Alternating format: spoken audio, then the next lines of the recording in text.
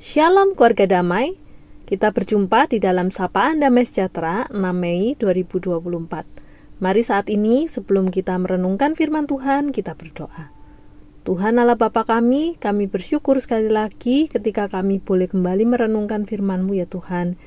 Ketika kami juga boleh kembali belajar apa yang menjadi kehendak Tuhan di dalam kehidupan kami, khususnya di dalam kehidupan kami berelasi dengan sesama kami, dengan mereka yang lemah dan juga membutuhkan kasih Tuhan.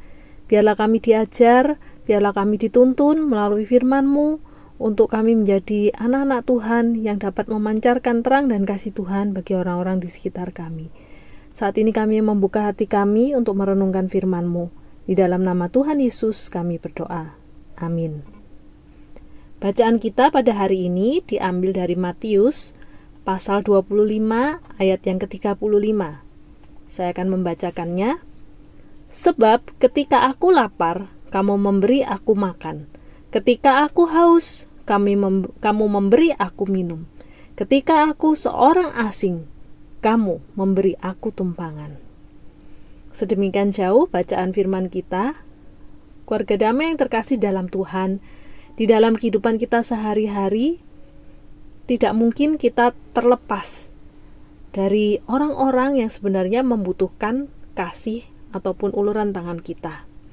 Bahkan di dalam Matius 26 ayat yang ke-11, Yesus pun berkata bahwa kita akan selalu hidup berdampingan dengan orang miskin. Dan di dalam bacaan kita tadi, Yesus mengajarkan kepada kita bahwa mereka yang berbelas kasih terhadap orang yang miskin, yang sakit, dan yang berkekurangan, itu artinya mereka juga sedang melayani Yesus secara pribadi. Keluarga damai yang terkasih dalam Tuhan, pernahkah kita merenungkan apa yang menjadi tujuan hidup kita pada saat ini? Di dalam keseharian kita berelasi bersama-sama dengan sesama kita. Pernahkah kita tergerak ataupun terpikir ketika kita melihat mereka yang berada di dalam kekurangan ataupun kelemahan? Adakah hal yang bisa kita lakukan untuk mereka? Dan ketika kita melakukan sesuatu, kita memberikan sebuah kasih kepada mereka. Pernahkah kita merasakan bahwa kita sedang memenuhi salah satu keinginan Tuhan yang menjadi alasan kehidupan kita saat ini? Di dalam Amsal 14 ayat yang ke-31 berkata, siapa menindas orang yang lemah menghina penciptanya. Tapi juga Amsal berkata, siapa menaruh belas kasihan kepada orang miskin memuliakan dia. Keluarga damai, Amsal memang penuh dengan berbagai ajaran Alkitab yang menekankan bahwa Allah mengasihi orang miskin dan gusar kepada umat yang mengabaikan orang-orang miskin. Bahkan dikatakan di dalam beberapa bacaan ayat Amsal yang lain, seperti di dalam Amsal 21 ayat 13, siapa menutup telinganya bagi jeritan orang lemah tidak akan menerima jawaban kalau ia sendiri berseru-seru. Dan perhatikan juga di dalam Amsal 28 ayat 27, siapa memberi kepada orang miskin tidak akan berkekurangan, tetapi orang yang menutup matanya akan sangat dikutuki.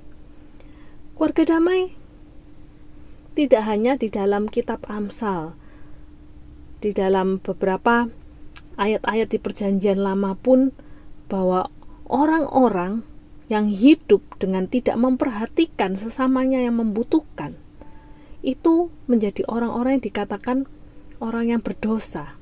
Bahkan orang yang tidak memenuhi sebenarnya apa yang menjadi tujuan hidupnya, apa yang menjadi tujuan hidup dari orang itu yang sebenarnya diciptakan oleh Sang Pencipta, oleh Tuhan sendiri. Di dalam Kejadian pasal 19, di antara berbagai dosa penduduk kota Sodom yang didaftarkan, dituliskan adanya banyaknya kecongkakan, makanan yang berlimpah-limpah. Tetapi mereka tidak menolong orang-orang sengsara dan miskin. Bahkan di dalam kitab Perjanjian Baru pun sama-sama juga jelas tentang syarat memelihara fakir miskin. Salah satu ayat yang merangkum keharusan beramal ditemukan di dalam surat Yohanes yang pertama. Barang siapa mempunyai harta duniawi dan melihat saudaranya menderita kekurangan, tetapi menutup pintu hatinya terhadap saudaranya itu, maka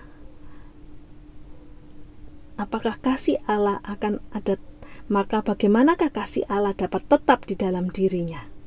Anak-anakku, marilah kita mengasihi, bukan dengan perkataan atau dengan lidah, tetapi dengan perbuatan di dalam dan dalam kebenaran. Di dalam 1 Yohanes 3 ayat 17-18. Keluarga damai yang terkasih dalam Tuhan, bahkan di dalam bacaan kita pada hari ini, yaitu dari Matius pasal 25 ayat yang ke-35 tadi, yang merupakan salah satu bagian dari satu perikop Matius pasal 25 ayat 31-46. Ini merupakan sebuah perikop yang menggambarkan tentang masa penghakiman, dan penghakiman yang digambarkan di sini terjadi sebelum pemerintahan 1000 tahun Kristus, yang disebut sebagai penghakiman bagi bangsa-bangsa, di mana mereka yang dikumpulkan di hadapan Kristus akan dibagi menjadi dua kelompok, yaitu para domba di sisi kanan dan para kambing di sisi kiri. Mereka yang berada di sisi kiri akan diusir ke dalam api yang kekal, dan yang di sisi kanan akan menerima warisan kekal mereka. Dan kita lihat bagaimana orang-orang yang berada di sisi kanan itu dipuji sebagai para domba karena telah memelihara orang miskin, orang sakit, orang yang terpenjara, dan mereka yang lemah. Sedangkan para kambing dikecam atas ketidakpedulian dan diam tangan mereka.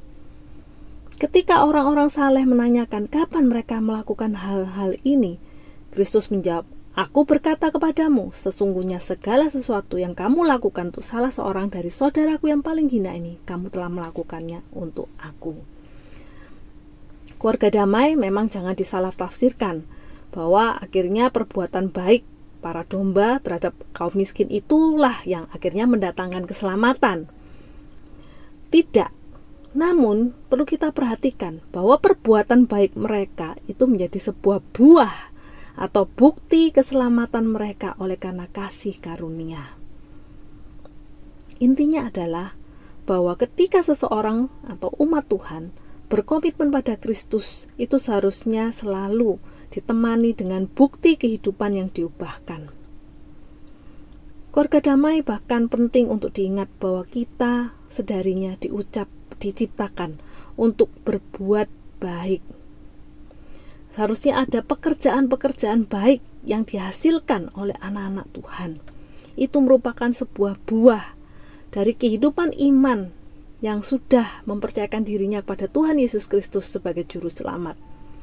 Orang yang hidupnya sungguh telah diselamatkan, maka buah-buah kehidupan di dalam perbuatannya pun nampak. Dan juga ketika dia menjadi orang-orang yang peduli kepada sesamanya yang membutuhkan. Keluarga damai, firman Tuhan membuka wawasan akan hati kita terhadap orang-orang miskin, serta bagaimana firman Tuhan menyatakan untuk kita juga menjadi orang-orang yang turut peduli, ambil bagian untuk memelihara mereka. Jikalau kita menjadi orang-orang yang beriman, tentunya kita akan turut prihatin terhadap sesama kita yang membutuhkan, terhadap para fakir miskin.